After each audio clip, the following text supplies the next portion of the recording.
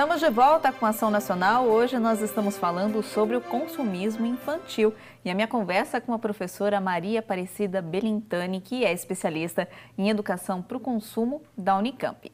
Na saída do outro bloco, deixei uma pergunta para ela responder nesse bloco, se a professora seria favorável a um controle das redes sociais, um controle que talvez viesse do poder público. A senhora é favorável? Olha, quando existe a necessidade do controle, é porque está muito acessível para aqueles que não deveriam estar acessando, acessar. O que significa isso? Né? Abaixo de 13 anos, a criança não deveria ter perfil na rede social. Né? Existe legislação para isso, o ECA, enfim. Para que isso aconteça, existe uma razão. Né? Existe também, por outro lado, a família que fala, mas sou eu que educo meu filho, eu sei o que é melhor para ele. Né?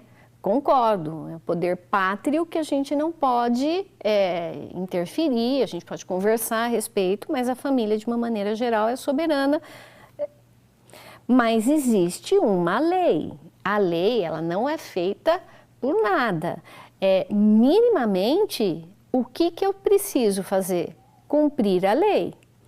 Se eu não acho isso adequado para o meu filho, essa lei não é adequada, porque sou eu que controlo a educação dele, então esse pai tem que ser alertado por alguns problemas, né? Porque as crianças efetivamente estão assistindo conteúdos que não são adequados para a vida delas. São conteúdos pesados. E talvez seja um problema novo para nós, né? Porque já existe legislação, por exemplo, que a criança deve frequentar a escola, que ela tem que tomar todas as vacinas. Então, são regras que a gente já está acostumado, pelo menos. E essa questão da internet, das redes sociais, é uma questão nova. Talvez nem os pais tenham toda essa consciência do problema que pode acarretar para a criança. Então, né? Quando uma criança, uma outra pesquisa que eu vi, das crianças que têm acesso à internet, 82%, né, das crianças brasileiras têm acesso à internet, né, de média e alta renda. Ainda precisa incluir outras, as de baixa renda, 82%. Desses 82% que têm acesso à internet, 41% já presenciou, acompanhou nas redes sociais discriminação de colegas.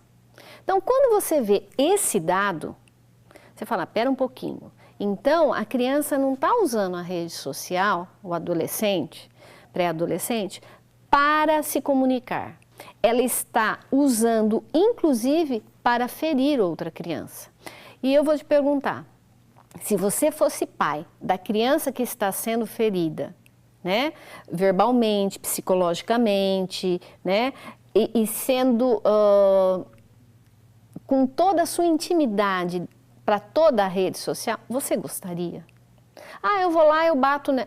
Não é assim que se resolve. A outra criança também é criança e precisa de orientação.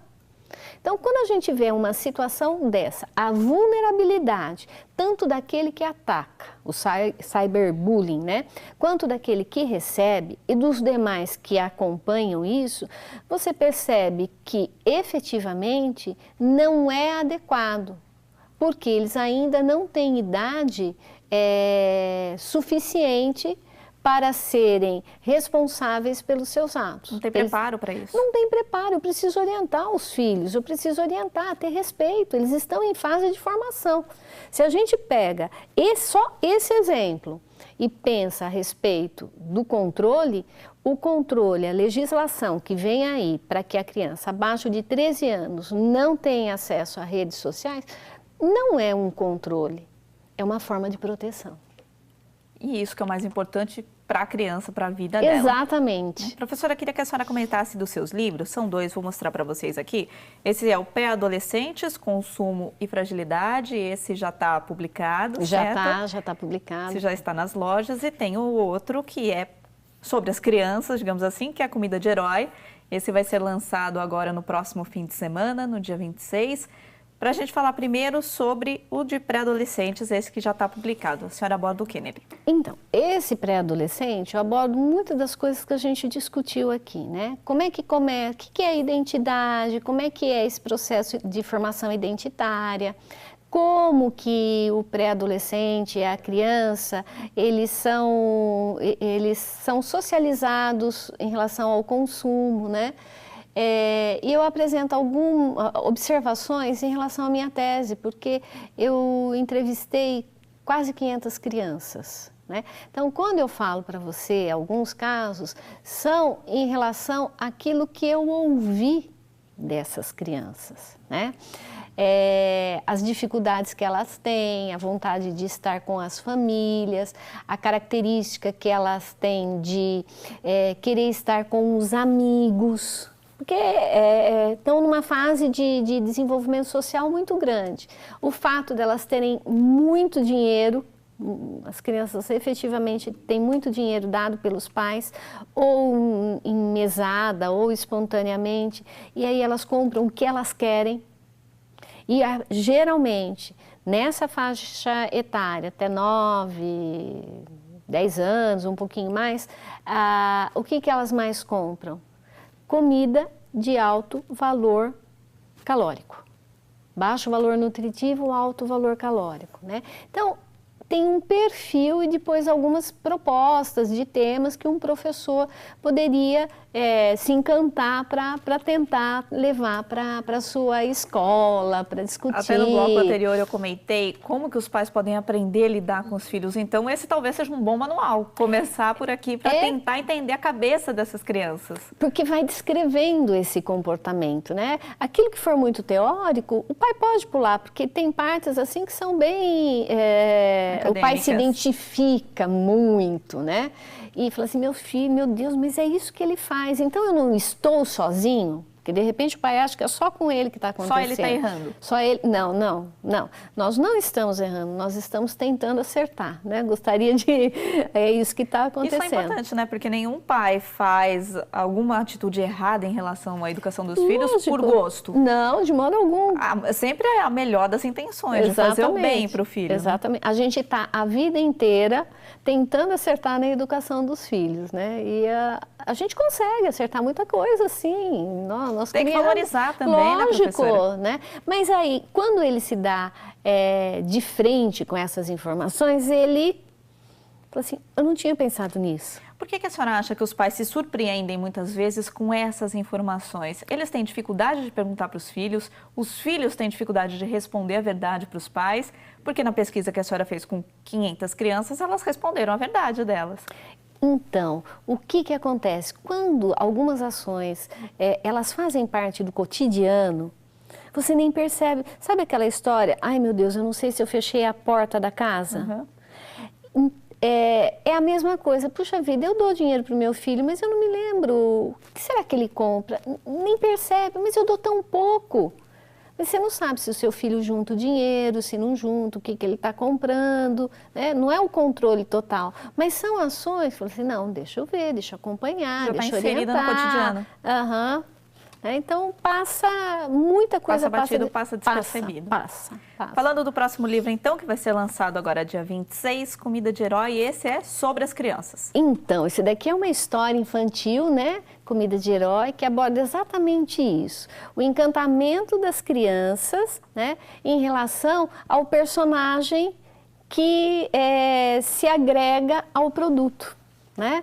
E a vontade que elas têm de, ao comer aquele produto, né, aquele bolinho, virar um super-herói.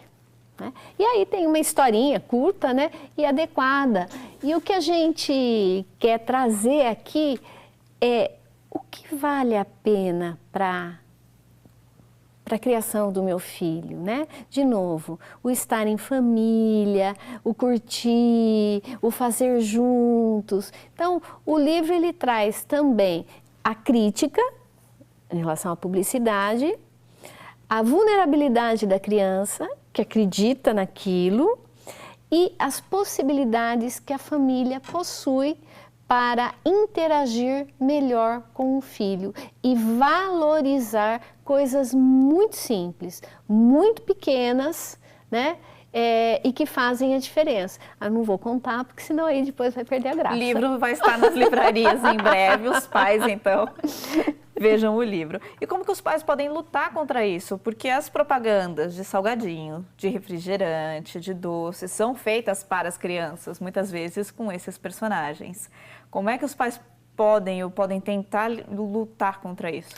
Olha, de novo, é uma tarefa difícil, né? Porque o bombardeio é grande, o salgadinho é muito fácil de comer, né? Abre o saquinho, as crianças acham até que é saboroso, mas eu pergunto, né? O que é que a família está comendo dentro de casa?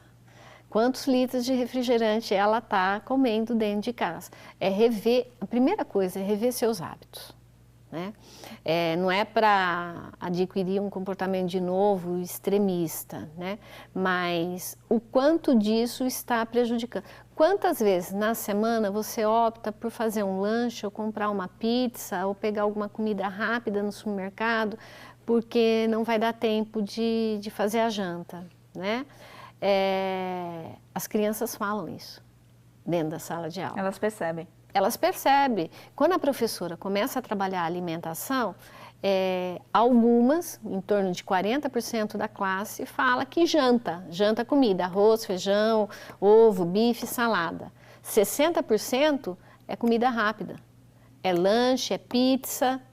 Então, o que a gente tem aí? É um problema de organização, o tempo da família, que precisa ser repensado para que os hábitos das crianças mudem.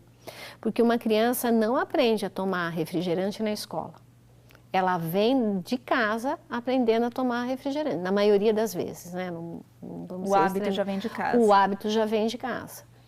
E o hábito é uma coisa terrível. Depois que você se habitua, para largar, é complicado. Se para um adulto já é complicado, para a criança é pior ainda, né? A gente vai para mais um intervalo.